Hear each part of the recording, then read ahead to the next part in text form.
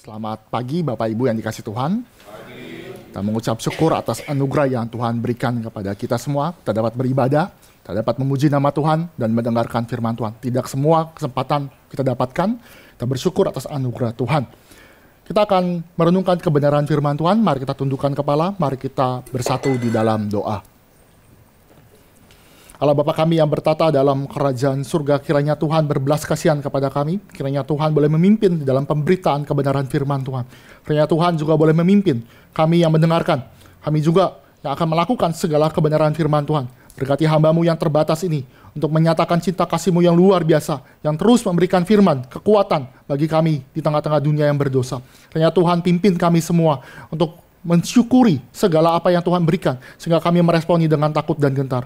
Kiranya Tuhan berbelas kasihan kepada kami. Kiranya Tuhan juga lo pimpin. Biarlah kami yang hadir ini tidak pulang dengan sia-sia, tetapi kami semakin mengenal Allah yang hidup. Iman kami makin diperkuatkan, dan kami menyadari bahwa semua karena anugerah daripada Engkau saja. Di dalam nama Tuhan Yesus, Juru Selamat kami yang hidup, kami sudah berdoa. Amin. Bapak Ibu yang dikasih Tuhan, banyak orang yang suka berjanji. Banyak orang yang mengobrol janji-janji, apalagi di zaman yang namanya kampanye. Banyak orang yang mau jadi leader, menjadi wakil. Tetapi apa yang dilakukan? Dia melakukan suatu safari politik, dia pergi ke suatu tempat, dia obral janji. Dan kalau kita lihat, bagaimana kita bisa melihat orang itu baik, atau punya dignitas yang sangat baik, ketika dia menepati setiap janjinya. Ketika dia berani berkata, maka kita akan tahu bahwa orang ini adalah orang yang benar, seorang yang punya jiwa kepemimpinan yang benar, ketika dia menepati segala janjinya. Sebagai contoh, di dalam masa kampanye seperti banyak mungkin Bapak Ibu mendengar ada orang yang mengobrol janji, menjadi pemimpin, menjadi wakil rakyat. Dia mungkin pergi safari, contohlah ke daerah Cikarang. Apa yang dilakukan? Dia mungkin menawarkan janji. Kalau saya jadi pemimpin atau menjadi wakil rakyat, izin gereja. Gampang. Wih, puji Tuhan ya. Atau misalkan dia pergi ke daerah Jababeka. Nah, di situ daerah industri. Dia bilang, kalau misalkan di Jababeka dia kampanye, semua izin-izin industri, semua yang namanya pungli-pungli dibebaskan. Wah, itu sukacita. Suatu sukacita. Tapi Bapak Ibu, nanti kasih Tuhan, janji, tinggal janji. Kita akan lihat bagaimana ketika seorang sudah dipilih sebagai pemimpin atau menjadi wakil rakyat, bagaimana responnya? Ketika di akhir periodenya, atau di akhir kepemimpinannya, apakah setiap janjinya itu benar terjadi? Apakah itu hanya obral janji? Bahkan ada orang yang memakai segala cara untuk melakukan, untuk ambisinya pribadi. Orang itu begitu kasihan. Dan bagaimana kita menyikapi? Bagaimana Alkitab juga memberikan anugerah kepada seorang leader bernama Yosua yang Tuhan pimpin. Dan Tuhan juga berikan anugerah supaya dia menyelesaikan segala pelayanannya sebagai pemimpin daripada umat Israel.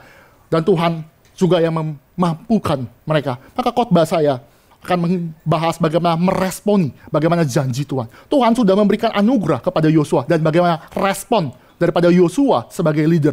Dan juga kita akan belajar bagaimana respon daripada suku yang Tuhan juga berkati. Sehingga apa yang harus kita pelajari. Mari kita membuka satu bagian firman Tuhan di dalam Yosua pasal yang pertama. Yosua pasal yang pertama, kita akan membaca secara bergantian pada ayat ke-12 sampai kepada ayat 18. Ini adalah cerita bagaimana Yosua menagih janji kepada 2,5 suku yang Tuhan sudah berikan tanah.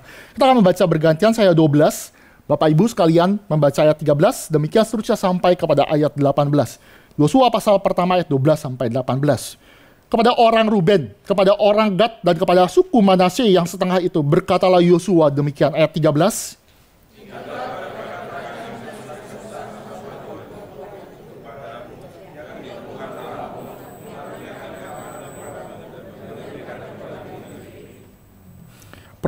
Perempuan-perempuan dan anak-anak di antara kamu dan ternakmu boleh tinggal di negeri yang diberikan Musa kepadamu di seberang sungai Yordan.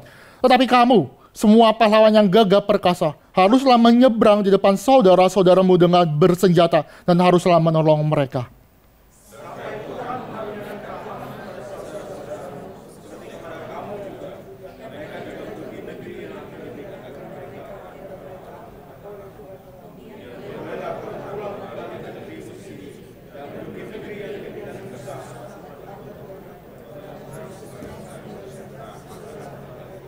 Lalu mereka menjawab Yosua, katanya, segala yang kau perintahkan kepada kami akan kami lakukan. Dan kemanapun kami akan kau suruh, kami akan pergi.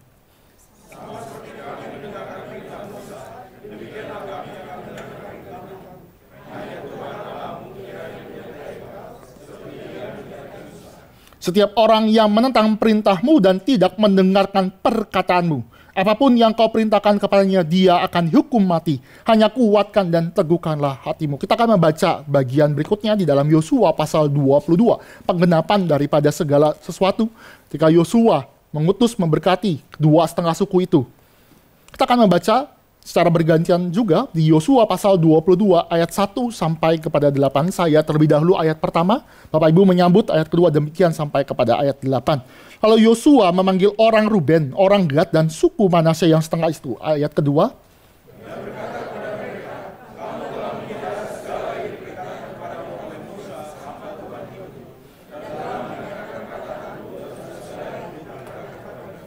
kamu tidak meninggalkan saudara-saudaramu selama waktu ini, sampai sekarang. Tetapi kamu setia memelihara perintah Tuhan Allahmu kepadamu.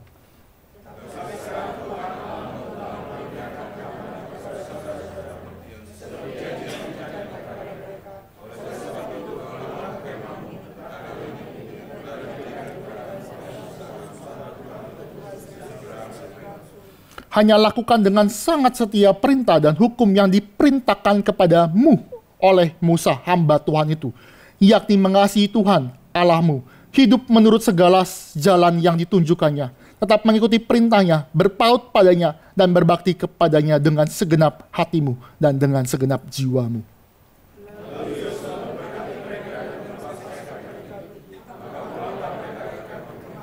Kepada suku Manasye yang setengah telah diberikan Musa bagian mereka di Basan. Kepada suku yang setengah lagi telah diberikan Yosua bagian mereka di antara saudara-saudara mereka di sebelah barat sungai Yordan. Lagipun ketika Yosua melepas mereka pergi ke kemah mereka setelah memberkati mereka.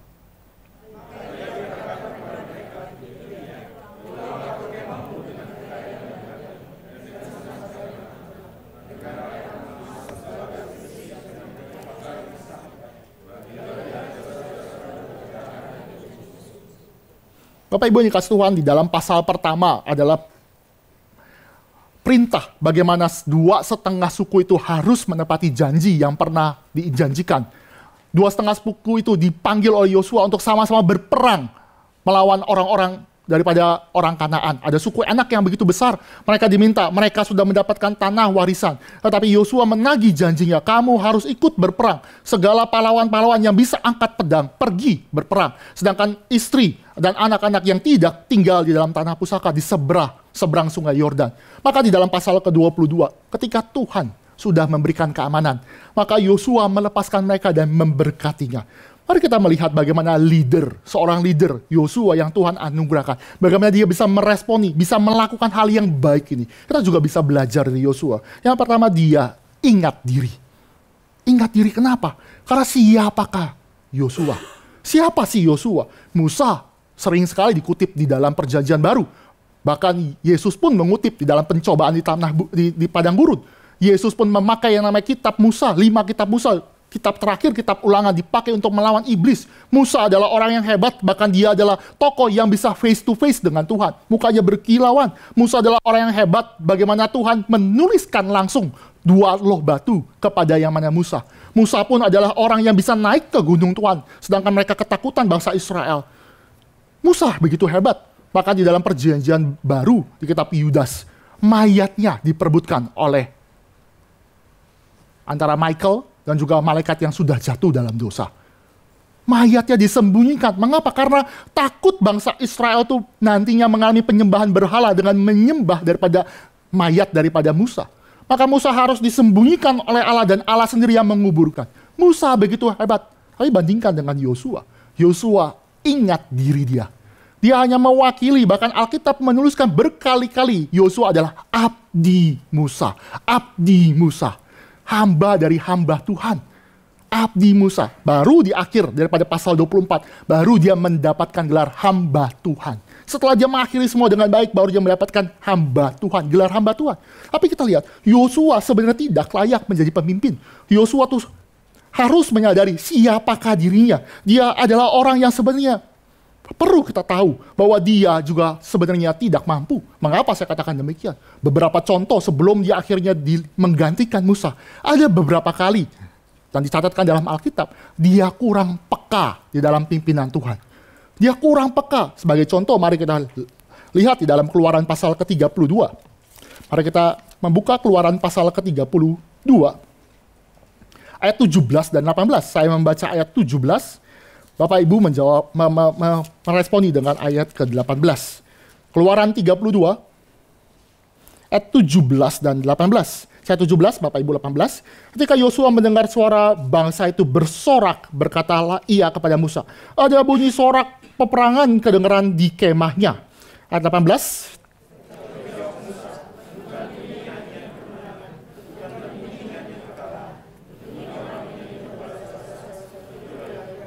Bapak Ibu yang dikasih Tuhan, di pasal ke-32 itu adalah dosa besar daripada bangsa Israel. Ketika baru mendapatkan perintah Tuhan. Jangan kau menyembah Allah lain. Jangan kau membuat patung. Apapun di langit, di bumi. Apapun tidak boleh. Saat yang kurang daripada berapa hari, Harun beserta daripada orang-orang Israel tua-tua membuat patung lembu emas. Bayangkan ya, itu habis ibadah ya. Habis ibadah. Terus turun ke bawah bikin berhala. Emosi. Musa itu melihat demikian, dan ketika dia turun bertemu dengan Yosua yang ada di bagian, jadi Yosua itu diminta naik ke atas tapi nggak sampai atas, maka ketika itu Musa bertanya, memberikan laporan, ada bunyi peperangan. Dia benar bunyi peperangan, lihat ya, ini masih muda, dia kurang peka. Maka Musa berkata, ini bukan bunyi peperangan, tetapi adalah orang yang bersaut-sautan, ini adalah seremoni, ada suatu ritual. Maka Musa tahu sebagai pemimpin, dia tahu bahwa orang-orang Israel di bawah sana itu sedang melakukan tindakan yang tidak benar. Mereka berlaku liar, padahal Yosua yang lebih dekat jaraknya tidak peka. Siapakah Yosua? Dia sadar dirinya, dia tidak layak jadi pemimpin, kurang. Apalagi contohnya, contoh kedua, dia juga tidak peka bagaimana pimpinan Tuhan. Kita lihat dalam Bilangan pasal ke-11. Bilangan pasal ke-11 ketika ada suatu peristiwa, ada kepenuhan, dan bagaimana respon daripada Yosua. Bilangan pasal ke-11 ayat 26 sampai 29, kita akan membaca bergantian juga demikian. Saya 26, Bapak Ibu menyambut 27, demikian sampai kepada 29. Masih ada dua orang tinggal di tempat perkemahan, yang seorang bernama Eldad, yang lain bernama Medad. Ketika roh itu hinggap pada mereka, mereka itu termasuk orang-orang yang dicatat tetapi tidak turut pergi ke kemah. Maka kepenuhanlah mereka seperti nabi di tempat perkemahan. Ayat 27.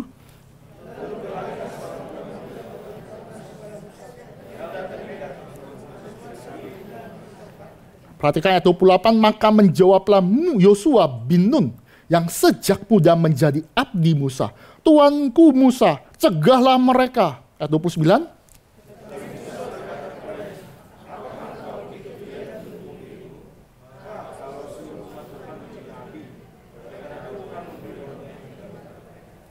Bapak Ibu, Yosua itu melihat dua orang yang tidak ada di dalam kemah, ternyata kepenuhan roh. Apa yang dilakukan dia? Mendengar kabar itu, Yosua berkata, Tuanku, Musa, cegahlah mereka. Tetapi ada tidak sinkron, tidak kepekaan.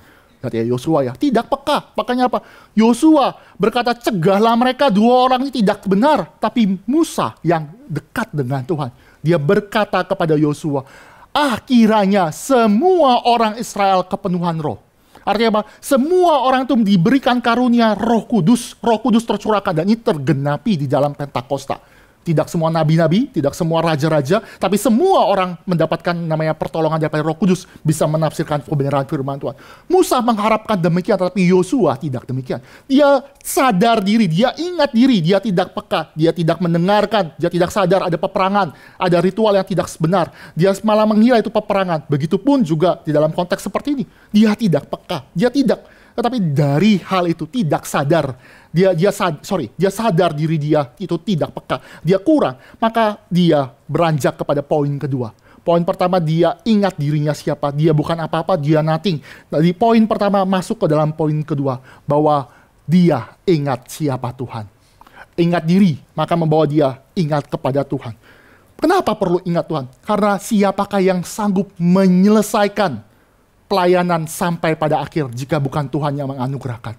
Musa aja pernah give up.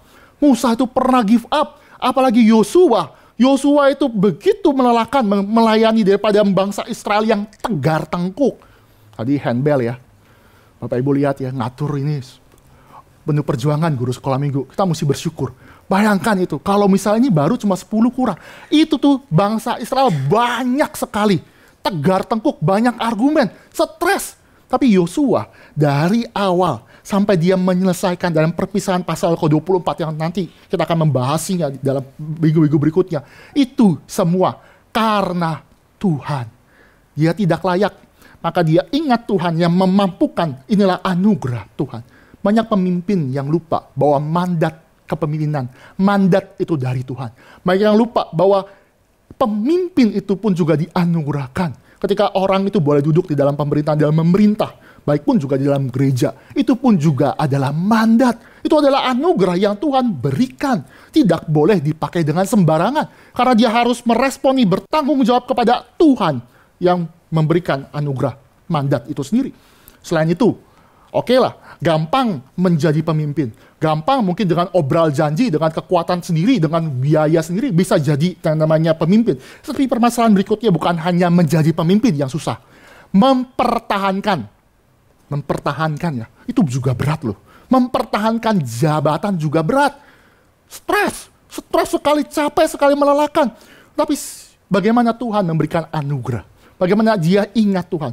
Karena di dalam ayat keempat dan juga di dalam pasal sebelumnya, pasal 21, Yosua berkata bahwa semua keamanan, semua segala keamanan dari yang namanya utara sampai selatan, itu karena Tuhan yang berikan.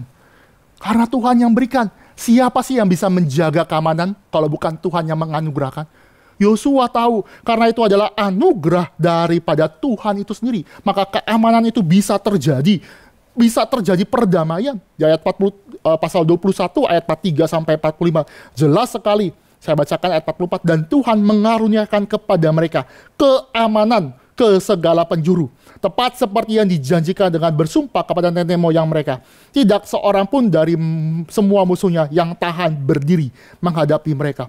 Semua musuhnya diserahkan Tuhan kepada mereka. Lihat, anugerah keamanan. Bapak Ibu, ada seorang raja yang juga hebat.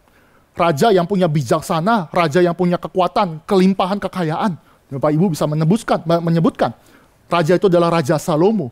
Tapi Raja Salomo dengan segala kebesaran, tentara yang hebat, kekayaan yang begitu hebat, bahkan pada zaman Salomo, perak itu murah. Emas itu juga murah.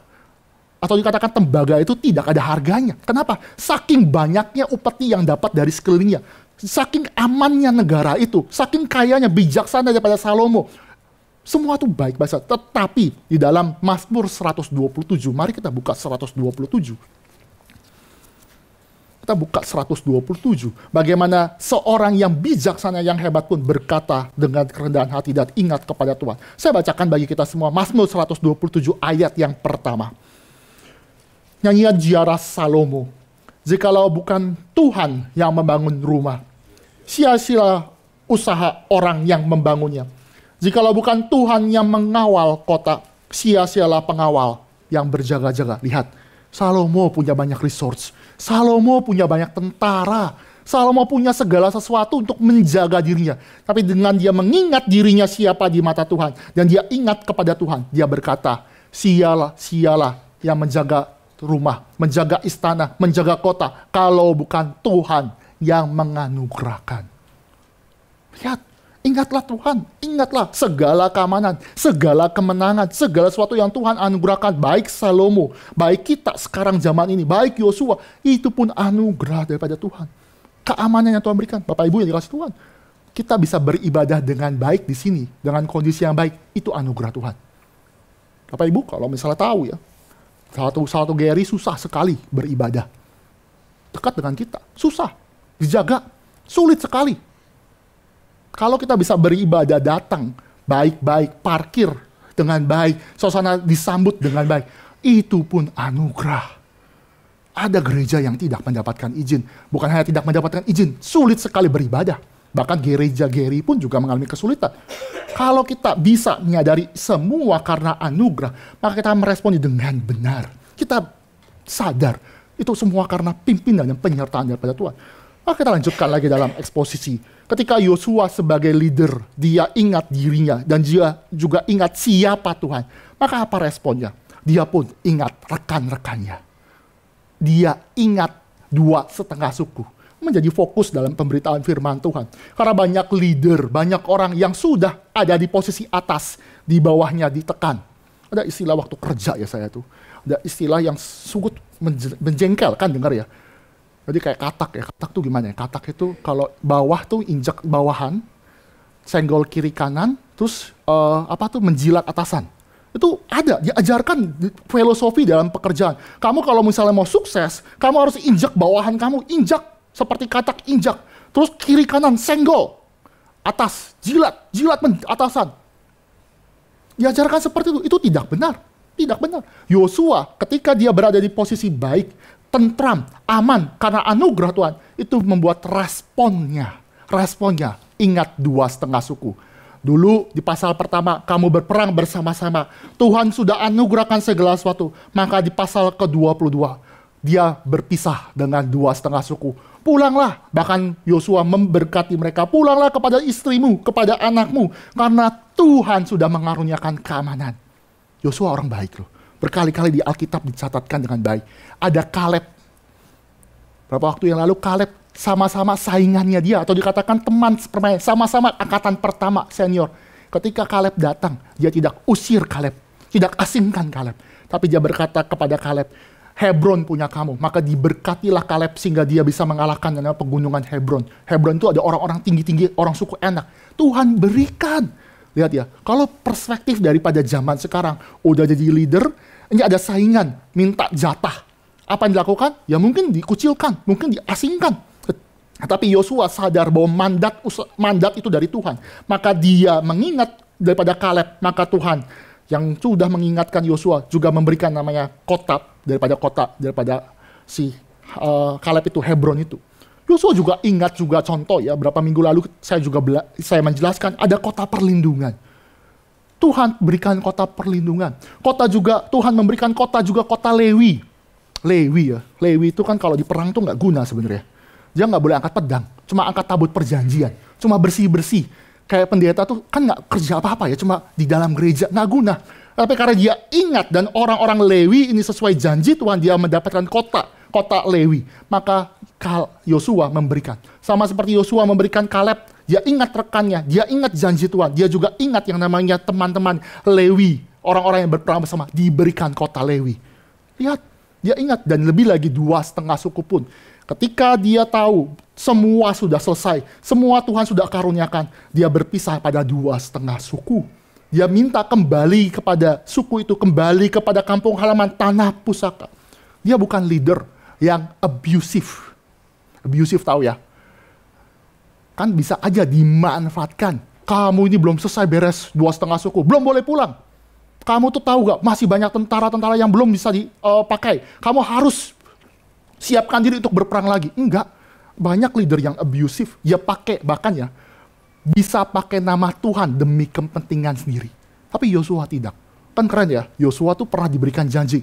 Apa yang kamu perintahkan Yosua itu menjadi, aku harus turutin. Kalau enggak, saya akan dihukum mati. Itu kan suatu itu ya. Bisa jadi diktator si Yosua. Tapi dia tidak lakukan. Dia sadar bahwa Tuhan yang memberikan mandat. Dia ingat teman-temannya, rekan-rekannya. Maka dia berpisah dari 2,5 suku. Dia tidak melupakan komunitas, melupakan daripada 2,5 suku. Maka mereka diutus pulang kembali. Ini juga peringatan bagi saya kembali sebagai hamba Tuhan, sebagai orang-orang yang Tuhan siapkan di dalam gereja. Bisa jadi saya bisa pakai nama Tuhan demi kepentingan saya sendiri. Tapi Yosua menjadi teladan bagi kita semua, termasuk saya, bahwa tidak demikian. Banyak leader lupa, banyak leader segala sesuatu lupa, tidak ingat segala sesuatu. Tapi Yosua ingat, dia ingat. Lalu bagian selanjutnya, tadi kita bahas dari segi perspektif leader, yaitu Yosua yang ingat diri, ingat Tuhan, dia ingat teman. Tapi bagaimana juga kita meresponi umat Tuhan. Leader bukan masalah posisi, tapi leader juga berbicara, dipimpin. Kita akan lihat dalam perspektif 2,5 suku. 2,5 suku adalah suku yang dipimpin, tetapi 2,5 suku pun juga meresponi segala anugerah, janji, penyertaan Tuhan dengan benar. 2,5 suku itu meresponi dengan benar. Apa responnya? Dia juga ingat perintah Tuhan. Dia ingat perintah Tuhan. Kenapa saya katakan 2,5 suku itu tahu ada perintah dari Musa bahwa mereka harus ikut berperang, dan mereka pun ingat perintah itu dan ikut berperang. Banyak ada orang yang lupa loh. Banyak yang lupa, atau bukan lupa ya, belaga gila. Ketika diminta janji, belaga gila. Tapi dia ingat, di pasal pertama dia ingat bahwa mereka harus meninggalkan istri dan anaknya. Tinggalin istri anak tuh bukan cuma sekali. Itu panjang. Dia perang, bisa mati. Tapi karena dia ingat perintah Tuhan, maka dia pergi. Bahkan Alkitab memberikan penjelasan. Sama seperti perintah yang Tuhan berikan kepada Musa. Maka 2,5 suku pun juga harus taat kepada kelanjutan daripada Musa, yaitu Yosua. Karena semua bersumber daripada Tuhan. Bapak Ibu yang dikasih Tuhan, biasanya. Kalau ketemu yang misalkan contoh ya. Ini contoh aja ya. Misalnya Pak Pendeta Stephen Tong pasti akan meninggal. Diganti misalkan oleh saya, misalkan ya, jangan ini ya, mungkin nggak pada nurut, nggak mungkin loh, ini siapa nih anak Sekia ya, baru lulus ya, kalau Sekia itu ya itulah masih bocah ingusan sok ganti, nggak mungkin Pak Tong pernah bilang, ini ya ikuti anak muda ini, tapi siapa yang mau nurutin, ya ilah, ini siapa gitu, Bapak Ibu, ini perbandingannya, Musa orang hebat. Yosua menggantikan. Yosua siapa? Memang dia punya kredibilitas, Tuhan mandatkan. Tapi 2,5 suku juga punya banyak alasan untuk menolak perintah daripada perintah Tuhan. Perintah Yosua, perintah Musa, perintah Tuhan. Maka ini suatu hal yang baik ya. Tuhan berikan anugerah. 2,5 suku itu juga ingat dan melakukan segala sesuatu. Indah. Dia meninggalkan yang namanya saudara-saudaranya. Dia meninggalkan tanah pusaka yang sudah dia berikan. Ini sulit loh Bapak Ibu. Hal sulit ya. Biasanya kalau udah dapat reward, lupa aturan. Contoh ya, dulu saya pernah yang namanya minta merengek-rengek kepada papa saya tuh minta PS1. PlayStation 1 zaman itu bagus lah. Biasakan orang tua, nggak boleh. Tentu mahal, tentu juga memang bisa mengganggu pelajaran. Tapi yang namanya tipu daya kan ada ya. Janji surga kan ada ya. Gimana caranya? Nggak, Pak, tenang. Dengan PS1 ini memicu saya untuk belajar sungguh-sungguh dalam pelajaran. Saya akan belajar sungguh-sungguh. Saya kan begitu ya, janji-janji surga. Bapak-bapak mungkin pernah melakukan itu atau pernah di anaknya pernah begitu ya. Atau zaman sekarang bukan PS1 ya, iPad. iPad kan juga mainan banyak ya. iPad terus main bisa Mobile Legends bersama, apapun lah main game bersama itu minta sama orang tua, "Pak, saya mau pakai iPad atau gadget ini buat belajar." Keren kan? Orang tua juga tahu sih, belum tentu pakai buat bener. Tapi namanya juga janji. Biasanya kalau sudah dapat iPad atau dapat yang diinginkan, biasanya taat gak? Biasanya lupa. Biasanya, lupa. Biasa lupa. Sama ya, 2,5 suku itu sudah dapat susu dan madu. 2,5 suku itu udah dapat tanah pusaka. Mereka punya banyak alasan juga, udahlah Yosua, kamu hebat 10, ini udah hebat, ada Kaleb, udah sana. Saya 2,5 itu jaga belakang, main di belakang. Bisa juga kan? Enggak, tapi dia ikut berperang menyeberang sungai Yordan dan ikut. Dan ikutnya tuh bukan cuma sekali, 2 kali, saya sudah mention. Bertahun-tahun. Kalau ikut Tuhan sekali, 2 kali nggak apa-apa. Ikut KKR regional nanti ya, Bapak Ibu, KKR regional 7 hari kan, bisa lah cuma Purwokerto. Coba ikut sebulan. Mungkin Bang, kayak sekarang lebih enak ya. Purwokerto kayaknya kurang gitu. Atau misalnya ikut 3 bulan misalkan, langsung mikir, aduh kalau yang punya anak, punya istri, kangen juga ya punya anak, istri, kangen pulang ke Cikarang ketemu anak. Bayangkan kalau perginya bertahun-tahun, pasti sulit sekali konsisten. Tapi 2,5 suku ini ikut perang, bahkan kita tidak mengetahui berapa lama perangnya itu. Dia bilang ikut Yosua perang. Tidak di Alkitab tidak memberitahukan berapa panjang ya, diperkirakan 7-10 tahun, kita tidak tahu secara spesifik, para ahli pun juga tidak banyak yang setuju, tapi itu perang ikut dengan waktu yang tidak ditentukan itu menyebalkan. Tapi 2,5 suku itu ikut, bukan hanya ikut di awal, tapi ikut konsisten. Contoh ya, itu berat. Karena biasanya kalau misalkan, contoh yang paling gampang ya, seperti tadi lah iPad tadi, seorang remaja atau pemuda atau siapapun berjanji seperti itu, mungkin awal-awal bagus, tapi tengah-tengah tuh suka lupa. Awal-awal pakai buat belajar, tapi tengah-tengah pakai buat main game. Kan sulit untuk konsisten, sulit sekali untuk mempertahankan. Maka karena dia ingat perintah Tuhan, maka dia ingat. segala sesuatu, maka Tuhan juga anugerahkan. Pada ayat keempat ya, Tuhan akhirnya memberikan keamanan. Tuhan pun juga memberikan segala sesuatu, tidak melupakan janjinya, dan mereka pulang dan Tuhan memberikan berkat. Tapi sebelum pulang, mereka pun harus ingat perintah Tuhan. Tadi ya, ingat namanya perintah Tuhan. Mereka di ayat kelima disuruh ingat perintah Tuhan. Mengapa? Karena seperti Yosua juga diperingati oleh Tuhan. Tidak boleh menyimpang kiri dan kanan. Kamu harus setia. Maka Yosua sebagai wakil Tuhan, pemimpin saat itu juga mengingatkan orang Israel di seberang sungai Yordan itu, 2,5 suku itu, untuk ingat perintah Tuhan, peringatan Tuhan. Apa itu? Saya bacakan di ayat kelima bagi kita semua. Yosua 22 ayat 5, saya bacakan. Hanya lakukan dengan sangat setia perintah Tuhan dan hukum yang diperintahkan kepadamu oleh Musa hambamu. Yakni apa? Mengasihi Tuhan Allahmu. Hidup menurut segala jalan yang ditunjukkannya. Tetap mengikuti perintahnya, berpaut padanya, dan berbakti kepadanya dengan segenap hatimu dan dengan segenap jiwamu. Ada 5 perintah, yaitu mengasihi, hidup berjalan, mengikuti perintah, berpaut kepadanya, dan terakhir, yaitu berbakti kepadanya. 5. Lakukan dengan setia perintah Tuhan. Ingatannya adalah peringatan, kamu sudah lepas, kamu sudah pergi. Sekarang kamu ada di dalam tanah pusaka. Maka Yosua yang sudah diperingati Tuhan juga mengingatkan mereka untuk melakukan hal demikian. Mengasihi Tuhan, berarti mengasihi Tuhan lebih daripada segala pun. Mengasihi Tuhan, Tuhanlah yang menjadi yang terutama dalam hidup. Lalu dikatakan, kamu juga hidup berjalan, hidup yang namanya dalam segala yang ditunjukkan. Kadang Alkitab berkatakan hidup menurut segala jalan yang ditunjukkan. Kan hidup sama jalan kan nggak nyambung. Sebenarnya bahasa aslinya itu bukan hidup, tapi berjalan. Bahasa Ibrani dan bahasa Yunani konsisten. Menerjemahkan kata hidup itu bukan masalah hidup saja. Karena namanya anjing dan kucing dan binatang lain juga hidup.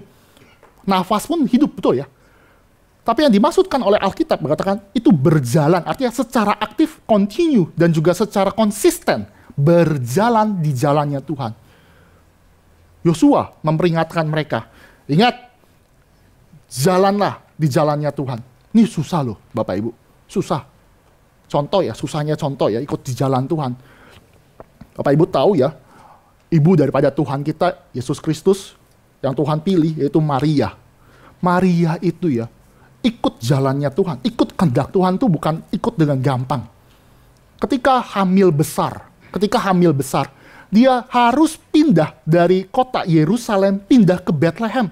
Kenapa? Untuk menggenapi bahwa Mesias harus lahir di kota Daud di Bethlehem. Hamil besar Bapak Ibu. Ketika Tuhan perintahkan, maka dia harus pergi. Maria juga punya banyak alasan untuk menolak. Maria bisa berkata, Tuhan, kenapa sih mempersulit hidup saya?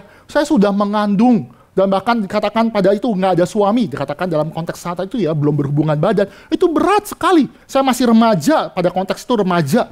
Kok sekarang udah dihamil besar, pergi dari kota A menuju kota ya, pada kota Bethlehem. Berat, kenapa nggak dari dulu aja? Maria bisa berargumentasi, bahkan bisa berargumentasi dengan keren kan. Namanya kalau orang reform ya gereja, kalau Maria orang reform tuh pasti argumentasi keren. Tuhan tahu kan ada namanya medis. Susah lo jalan ketika yang namanya hamil besar. Bapak Ibu yang sudah punya istri yang hamil besar, atau ya ibu-ibu yang sudah hamil besar tuh susah jalan. Nafas susah, nafas susah. Susah sekali. Ya saya sama istri saya ya pernah jalan-jalan, saya langkah satu langkah, istri saya mesti langkah banyak dan nafasnya udah terengah-engah, capek sekali. Bayangkan itu Maria ya, ikut jalan Tuhan. Ikut jalan Tuhan, pindah dengan kondisi tidak mengenakan, pindah ke Bethlehem untuk menggenapkan janji Tuhan. Sulit. Memang ada di dalam gambar ya, di dalam gambar itu dikatakan bahwa gambarnya itu kan Maria itu naik keledai ya. Saya kurang setuju dengan gambar naik keledai Maria. Karena apa? Karena kalau naik keledai itu ada risiko keguguran. Di zaman itu kan jalanan nggak semuanya bagus ya. Walaupun zaman sekarang pun juga belum tentu bagus, apalagi sekitar kita ya. Belum tentu bagus gitu. Bayangkan tuh naik keledai atau naik kuda itu kan naik, atau naik unta itu kan naik turun, itu bisa merusak kandungan. Jadi kemungkinan besar dia jalan kaki. Itu pengorbanan besar. Maka dikatakan balik lagi ke dalam Yosua, ikut jalan Tuhan, berjalanlah, hidup itu sungguh berat. Mengikuti jalan Tuhan ketika dalam kondisi baik, ya mungkin bisa. Tapi kondisi sulit juga berat. Tapi masalah berikutnya adalah, mungkin peringatannya sungguh bosan. Gereja juga diperingatkan, jangan kamu menyimpang kiri kanan. Kamu harus menyembah kepada Allah yang sejati, percaya kepada Yesus Kristus sebagai juru selamat dan Tuhan kita. Itu bosan.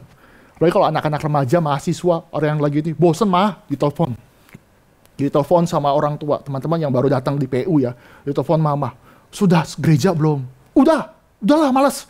Padahal lagi jalan-jalan ke Ayon. Udah ini belum? Ya pasti bosan. Tapi itu perlu. Mengapa? Perlu. Karena namanya kedewasaan itu terjadi. Kedewasaan itu terjadi ketika tidak ada yang mengawasi, tetapi orang itu tetap setia. Ketika masa perang, konteks dalam Yosua, ketika masa perang mungkin mereka sangat bergantung kepada Tuhan. Karena perang, lawan suku yang hebat, bahkan mereka nggak punya keahlian perang. Mereka sangat bergantung kepada Tuhan, maka dia mensandarkan kepada Tuhan. Tetapi mengapa peringatan itu juga diberikan dari Yosua kepada 2,5 suku? Karena setelah masa perang, mereka masuk ke dalam masa damai. Biasanya, masa perang dan masa damai sama-sama sulit. Kenapa? Orang lagi berlimpah-limpah, lagi zona nyaman, biasanya juga lupa Tuhan. Betul ya Bapak Ibu ya? Saya punya segala sesuatu, rumah besar, keluarga baik, anak-anak baik, semua karir baik, kadang-kadang lupa siapa Tuhan. Maka Tuhan peringatkan, ingatlah, ikuti Tuhan dengan segala sesuatu, walaupun dalam kondisi susah, walaupun sukacita. Ingatlah Tuhan, kenapa? Karena dalam kondisi sukacita pun kita lalai dan lupa kepada Tuhan.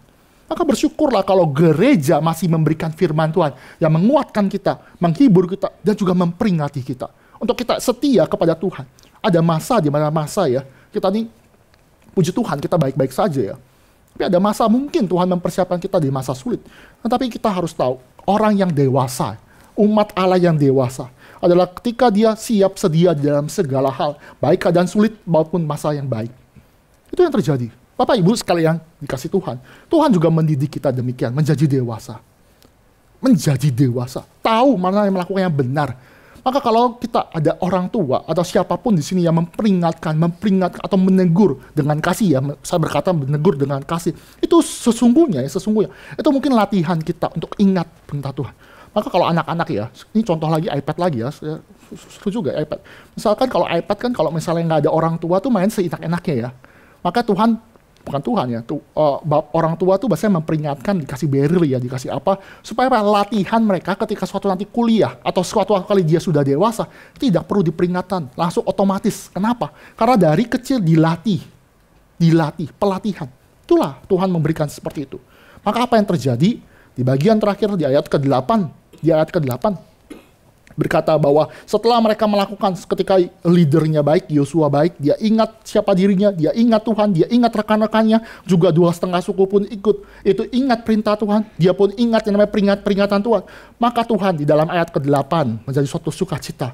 Maka ia berkata kepada mereka, yaitu Yosua berkata kepada 2,5 suku, demikianlah, pulanglah ke kemahmu dengan kekayaan yang banyak dan dengan sangat banyak ternak, dengan emas, perak, tembaga, besi, dan dengan pakaian yang sangat banyak. Bagilah dengan saudara-saudaramu jarahan yang dari musuhmu itu. Jadi mereka pulang, bawa hasilnya begitu indah. Ada istilah usaha tidak mengkhianati hasil. Usaha ternyata mendapatkan hasil yang baik. Ini yang terjadi juga. Mereka berusaha, ternyata mereka mendapatkan keamanan, bukan hanya keamanan, plus yaitu mendapatkan yang namanya kekayaan. Kekayaan itu diukur pada zaman itu ya emas, perak itu kekayaan, tapi juga di dalam ternak-ternak dan juga pakaian-pakaian yang begitu indah. Mereka pulang menyeberang sungai Yordan dan mereka tinggal bersama istri dan anaknya. Mereka bawa pulang. Tapi Bapak Ibu kalau sebagai penutup ya, kalau kita lihat baca ini di luar konteks gereja ya, di dalam konteks ibadah ya. Kalau kita lihat, ingatlah dirimu, ingatlah siapa penciptamu, ingat rekan, ingat perintah-perintah, ingat segala peringatan-peringatan. Bukankah motivator juga lakukan? Sama ya. Kalau kerja Bapak Ibu, ingat kamu tuh dulu tuh masih biasa-biasa aja. Ingat penciptakan, ada embel-embel gitu kan keren ya. Agama lain pun juga mengajarkan yang sama. Bahkan yang nggak beragama pun kadang-kadang juga pakai agama atau pakai nama Tuhan untuk memperalat. Nanti kamu akan mendapatkan berkat. Kan keren ya. Kalau kamu patuh, ingat semua, sampai ingat perintah, ingat segala sesuatu, maka apa terjadi? Kamu akan berlimpah-limpah ternak, berlimpah-limpah kekayaan. Kalau kamu di dalam pekerjaan, kalau kamu baik, kamu ingat segala perintah yang nanti kamu naik pangkat, naik status, naik jabatan, nanti kamu akan berlimpah-limpah. Bukankah motivator juga gitu? Lalu apa bedanya? Apa bedanya? Kenapa ini dituliskan dalam Alkitab? Apa bedanya? Karena yang membedakan antara kita sebagai orang percaya dengan orang-orang di luar sana yang memberikan motivasi-motivasi ada bedanya. Karena kekristenan memberikan dengan bukti. Allah Bapa mengutus anaknya mati di atas kayu salib. Itu adalah bukti bagaimana kita mendapatkan suatu teladan. Ingat janji Tuhan. Yesus adalah pemimpin kita. Yesus adalah anak Allah yang maha tinggi. Dialah anak yang menggenapi segala juru selamat. Dia ingat dirinya, dia adalah juru selamat dunia. Tapi dia ingat dirinya, dia lakukan dengan menderita. Iblis waktu mencobai Yesus ya. Kalau engkau anak Allah, kalau engkau anak Allah, kalau engkau anak Allah. Selalu begitu. Yesus tahu dia anak Allah, dia harus memperkenankan daripada pekerjaan Bapa. Maka selain dia ingat diri, dia juga ingat siapa yang mengutus, yaitu Bapa. Maka apa yang dilakukan? Pekerjaan dia bukan pekerjaan untuk melakukan pekerjaan iblis, tapi pekerjaan Bapa. Di dalam perjanjian kekekalan, memang sudah ditetapkan bahwa Yesus pribadi yang kedua, Allah Tritunggal itu, harus menggenapkan karya keselamatan. Dia ingat pekerjaan Bapa. Di dalam Injil Yohanes ya, sering sekali dalam teologi, di dalam pembelajaran Johanin, tulisan Johanin itu artinya Rasul Yohanes ya, di Injil Yohanes sering sekali Yesus Kristus itu selalu berkata, aku bukan mengerjakan pekerjaanku, tapi pekerjaan Bapa. Perkataanku bukan perkataanku, tapi berasal dari Bapa. Artinya apa? Ada kesamaan, Bapa dan aku sama, Bapa dan anak satu. Itu bukan mengajarkan suatu hal yang salah, tetapi mengajarkan bahwa dia melakukan pekerjaan Bapa. Dia ingat siapa yang mengutus, dia ingat selalu menyenangkan kehendak Bapa. Lalu Yesus pun menggenapkan segala karya keselamatan. Dia taat sampai mati, dia menggenapkan segala sesuatu di atas kayu salib. Dia bangkit pada hari yang ketiga. Tapi setelah dia bangkit, dia juga ingat saudara-saudaranya. Dia ingat murid-muridnya. Dia ingat kita. Dia ingat gereja. Puji Tuhan ya. Puji Tuhan loh. Kalau Tuhan lupakan kita, matilah kita. Banyak pemimpin lupa kita. Tapi Kristus ingat kita. Saya sebagai hamba Tuhan, Tuhan memberikan pertumbuhan jemaat di sini begitu banyak. Kadang-kadang salaman di depan. Ingat nama. Mungkin bisa lupa nama. Mungkin tahu orangnya, tapi bisa lupa, kecampur-campur. Kenapa? Karena saya terbatas. Bayangkan kalau saya jadi Tuhan, bisa Bapak Ibu bisa lupa, ini masuk surga apa enggak ya? Tapi kita bersyukur punya Kristus, gembala yang mengenal domba-dombanya. Dia tidak melupakan kita. Puji Tuhan. Dia ingat, dia ajak kita masuk ke dalam suatu sukacita, ke dalam kekayaan kemuliaan Tuhan di dalam surga, di langit dan bumi yang baru. Suatu sukacita. Kristus, bahkan Kristus yang memberikan contoh. Dia menguatkan ketika Petrus sedang lemah. Ketika Petrus sedang lemah, dia ingatkan. Wah, itu kalau belajar Petrus ya, orang yang impulsif. Ketika dia di Kaisarea Filipi kan, Kaisarea Filipi, ketika dia mengaku bahwa pengakuan Petrus, engkaulah anak Allah yang hidup, engkaulah Mesias, anak Allah yang hidup. Ketika Yesus berkata, menurut kamu siapakah aku? Petrus menjawab dengan benar, karena Allah Bapa yang mengaruniakan. Tapi perikop berikutnya dalam Matius pasal 16, perikop berikutnya, ketika Yesus berkata bahwa anak manusia harus menderita. Bukan hanya menderita, mati disalibkan pada hari yang ketiga bangkit. Petrus dengan impulsnya, dia tarik Yesus. Sekali-kali ini jangan. Langsung ya, Yesus berkata, enyahlah kau iblis. Wah, itu baper loh. Tarik, enyahlah kau iblis. Baru dipuji sekarang dibilang enyahnya iblis. Tapi itu dengan kasih. Dengan kasih. Kenapa? Kalau Petrus itu melakukan kehendak menurut dia sendiri, maka dia tidak menggenapkan rencana keselamatan. Yesus gagal. Tetapi tentu Yesus berhasil, maka dia memperingatkan Yesus. Bayangkan ya, bayangkan. Setelah selesai Yesus bangkit, di dalam Yohanes pasal 21 ya, saya lupa 21 atau 20, ketika Yesus menampakkan diri kepada Petrus dan saudara-saudaranya yang statusnya seharusnya penjala manusia jadi penjala ikan lagi, Yesus menampakkan diri. Ketika Yesus menampakkan diri, bakar ikan, kan fellowship. Ketika ada salah tuh diem-dieman. Kan awkward ya, diem. Petrus juga tahu menyangkal Yesus 3 kali, dia diem. Petrus buka pembicaraan dengan lemah lembut. Simon, udah gak pakai Petrus lagi, Simon, apakah engkau mengasihi aku? Petrus bukan menjawab dengan sangat baik. Dia menjawab, tahu gak apa? Ya Tuhan, engkau tahu. Respon daripada Yesus begitu baik. Teguran Yesus begitu baik. Penguatan Yesus begitu baik. Yesus berkata kepada Simon, gembalakanlah domba-dombaku. Sekarang kita pikir balik logikanya. Kalau misalkan ketika Yesus setelah bangkit berkatanya bukan gembalakan domba-domba, tapi dia berkata, enyalah kau iblis. Sakit hati gak? Kan bisa kan? Enyalah kau iblis, engkau katanya mau pengen setia sama aku 3 kali, bahkan kau menyupai aku, berkata-kata dengan sumpah serapah, pergilah kau. Tapi Tuhan ingat Petrus, dia pulihkan. Dan Yesus juga baik ya. Bandingkan, kan ini kan versi yang setelah kebangkitan, Yesus berkata bukanlah enyalah iblis, tapi dia berkata gembalakan. Yesus juga mengerti. Ketika Petrus, ketika dia menarik Yesus di Kaisarea Filipi, Yesus dikatakan sekali-kali jangan kau naik ke atas kayu salib. Yesus berkata enyalah iblis, itu teguran yang kuat. Tapi bayangkan kalau Yesus salah ngomong, Petrus engkau begitu baik, gembalakanlah domba-dombaku. Kan keren ya? Tapi itu gak sesuai dengan firman Tuhan. Yesus ingat kita, dia menguatkan kita, mengoreksi hidup kita, mengoreksi gereja sepanjang zaman, untuk setia kepada pimpinan Tuhan. Dan nantinya ketika Yesus datang kembali, dia akan menjemput kita dan mendapatkan suatu sukacita. Dan kita juga harus mengerti, Yesus juga adalah contoh dan teladan sebagai Israel yang sejati.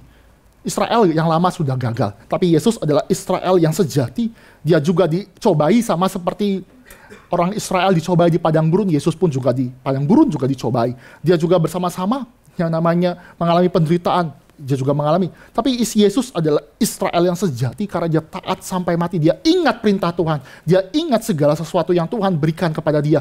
Dia adalah teladan bagi kita semua. Dan dia menyelesaikan karya keselamatan dengan tuntas. Itu yang membedakan kita. Agama lain, orang lain, hanya omdo tau ya, omong doang. Atau NATO, masa keren NATO sekarang zaman dulu ya. Intinya adalah cuma ngomong doang, tetapi Allah kita membuktikan bukti. Yesus Kristus memberikan. Dan sukacitanya ya. Sukacitanya memang Kristus memberikan kita berkat-berkat. Yesus memberikan kita segala suatu kelimpahan keamanan. Tapi itu bukan yang utama. Kalau tadi dalam kisah Yosua, 2,5 suku itu pulang membawa segala harta jarahan yang begitu banyak. Mereka pulang dengan suatu perpisahan yang begitu enak, perpisahan dengan ini. Tapi sebenarnya bukan itu yang terutama. Ada pesan yang harus dibawakan kepada orang-orang yang ada di 2,5 suku, kepada keluarganya yang ditinggalkannya selama berperang. Ada pesan yang harus dibawakan. Pesan apakah itu? Yaitu iman yang harus dibawakan kepada mereka. Bahwa Allah dia adalah Allah yang hidup. Mereka pulang memang membawa yang namanya harta, bawa ternak, bawa emas, bawa perak. Tapi itu bersifat sementara. Karena 2,5 suku pahlawan-pahlawan yang ikut perang bersama dengan Yosua melihat sesuatu yang tidak dilihat di sana. Apa itu? Melihat Allah Israel adalah Allah yang hidup. Iman, kepercaya kepada Allah yang hidup, itu yang paling utama. Bayangkan ya, kalau Bapak Ibu ikut perang ya. Itu kan keren ya, ikut perang. Nggak bisa angkat senjata, tiba-tiba bisa mengalahkan. Alkitab mengatakan 1 orang bisa mengejar ratusan atau ribuan orang. 1 orang bisa ngejar itu. Nggak mungkin. Mungkin ceritanya juga sama. Ketika pulang mereka menceritakan kepada istri, kepada anak-anak, kepada generasi berikutnya, kepada anak-anak. Cerita bagaimana Allah menghancurkan tembok Yeriko. Wih, keren itu ya. Itu kan keren ya, tembok Yeriko hancur. Dengan keliling-keliling hancur.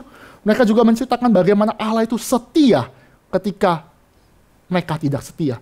Ada Akan yang tidak setia. Dia ambil barang jarahan, dia ambil buat diri sendiri, tapi Allah tetap setia. Itu cerita iman yang diteruskan, diwariskan. Bukan harta yang harus dibagikan, tetapi iman yang percaya. Firman Tuhan ini dituliskan, bukan untuk kita, wah hebat ya, hebat. Enggak. Tetapi firman Tuhan dituliskan kepada kita, untuk supaya kita, gereja sepanjang zaman, yang sudah menang, karena Kristus akan makin percaya, iman kita makin diteguhkan. Kita bukan mendapatkan yang namanya mendapatkan ya harta secara jasmani, bukan itu. Tapi yang paling utama kita mendapatkan Kristus sebagai pemimpin kita. Kita sudah punya Kristus. Kita punya segala sesuatu, maka kita mendapatkan segala sesuatu di dalam Kristus. Suatu hal yang indah. Itu yang bersifat kekal. Untuk apa mendapatkan segala sesuatu tetapi nantinya akan hilang? Lebih baik kita mempertahankan sesuatu yang bisa dipertahankan, yaitu yang kekal. Mungkin bagi teman-teman yang sedang merantau ya, teman-teman yang mungkin bekerja merantau, atau teman-teman mahasiswa yang baru pertama kali datang ke tempat ini, Tuhan menempatkan di sini bukan kebetulan. Tuhan tempatkan di sini bukan semata-mata, oh kamu belajar saja. Karena pelajaran, ilmu itu bersifat sementara. Mungkin Tuhan tempatkan di tempat ini di GRI Cikarang untuk mempersiapkan iman kita makin bertumbuh. Nanti ketika pulang kampung ya, ketika balik ke kampung halaman, kita cerita bagaimana Allah bekerja. Dan Allah yang sama juga bekerja dalam hidup kita, bekerja juga di daerah kita. Ini ada suatu latihan iman. Latihan makin lama makin menyadari Kristuslah yang paling utama. Iman kita kepada Kristus. Dan gereja ya, kita semua adalah gereja yang mengembara. Ketika pulang ya, ketika kita pulang kembali bersama dengan Kristus, mungkin kita akan bercerita banyak hal ya. Anak saya kalau saya pulang pelayanan atau apa ya, dia pulang dia selalu cerita terus, dia cerita, senang saya cerita. Mungkin ketika pulang ya kita akan cerita bagaimana kisah hidup kita, bagaimana kita juga menceritakan bagaimana Tuhan beranugerah kepada kita. Iman yang sempurna di dalam Kristus, itu menjadi kekuatan bagaimana Tuhan memegang hidup kita. Ingatlah, karena Tuhanlah yang mengingat kita. Tuhan yang memberikan iman kepada kita supaya kita bertumbuh dalam kebenaran. Kiranya firman Tuhan memberkati kita semua, menguatkan kita sebagai gereja Tuhan yang ada di tengah-tengah dunia ini. Mari kita tundukkan kepala, mari kita berdoa. Kalau Bapa kami yang bertata dalam kerajaan surga, hamba-Mu sudah berhenti berbicara.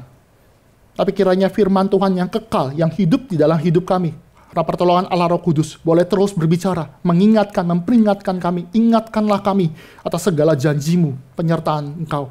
Kami berdoa ya Bapak, kiranya Tuhan memberkati gereja ini, menjadi gereja yang menjadi memuliakan nama Tuhan, dan terus berjalan sesuai dengan jalannya Tuhan.